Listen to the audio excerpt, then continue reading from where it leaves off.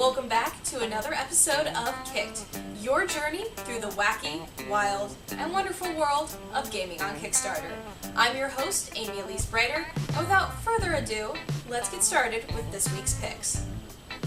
Our first game this week comes from Hank Green of the Vlog Brothers YouTube channel and his DFTBA games, and this is Wizard School. In Wizard School, you have 4 graduation challenges that you must complete before you flunk out of school. At the same time, the school is slowly filling with some monsters that you're going to have to deal with. As one of the students, you have your own special wizardly power, and you're going to be drawing a hand of cards that's going to tell you what spells you can cast, give you friends to ally with, as well as a couple magical items along the way. It's got a really kind of fun, quirky art style. One of the monsters you can fight is a living mystery meat sandwich. Sounds like high school to me. And you set the game's difficulty level by choosing the graduation challenges you can complete. Freshman level are the easiest, while senior level might give you a hard time. You can choose how exactly you want to set up the game, and as the players you get to have a lot of fun trying to survive your 4 years of high school. They have 10 days left to go on their campaign, and they've already surpassed their original funding goal. They're currently standing at $301,000, plus a little bit of change.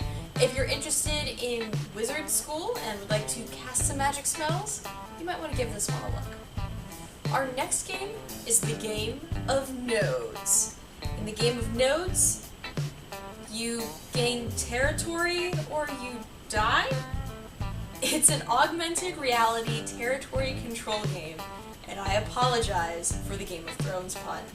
It's played on the iPhone and the Apple Watch, and as you go around your daily life, you'll be notified that you are near a node. If it's an open node, you can capture it for your team, or you can lay siege to it and try to unseat the current owner. If you gain all of the nodes in a given area, such as a city block, you gain control of that territory completely, and you get some nice bonuses to go with it. Part of the game also plays into a couple mini-games that happen when you're trying to defeat a node's owner, and they basically give you some bonuses and perks and help you kind of do that a little bit faster. It's kind of got an interesting concept. It's kind of this augmented reality multiplayer game, which makes it a lot of fun. They've got 10 days left to go on their campaign, and they are just short of their $10,000 goal. So if you're interested in taking your gaming out into the real world, you might want to give this one a look. Our next game puts you into someone else's shoes, or should I say, someone else's paws. Home Free sets you as a lost dog in a randomly generated city, and you're basically just trying to survive.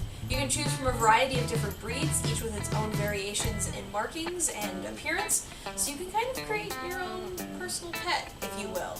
As that dog, you're going to be roaming the city, trying to forage for food, stay out of trouble, or maybe get into a lot of trouble.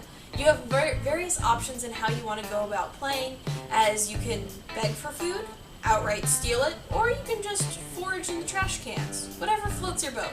At the same time, there will be other dogs in the city that you can interact with, as well as there's a multiplayer aspect to the game as well, where you can meet up with other people online and play with their dogs. They have 10 days left to go on their campaign, and they have gotten funded, and they're almost at $80,000. So, if you have a lovable pet that you'd like to bring into a virtual world, you may want to give this one a look. Our final game this week is one that I'm personally interested in, and it's called Mythic Mortals. You play as yourself. It's a tabletop RPG where you've been handed down ancient powers and legendary weapons, such as Mjolnir, or, Excalibur? Anything can happen in this game. You're playing in your own city, in familiar places, and it was designed as a one-shot game. So, as you try to get together your tabletop role-playing game, but no one can make it, well, whenever you can find the time, you can still get together a game and play without having the long commitment times of multiple sessions over the coming months or years. It's got a really interesting playing card-based system. Every couple rounds, you're drawing a few new playing cards and playing them out over your map.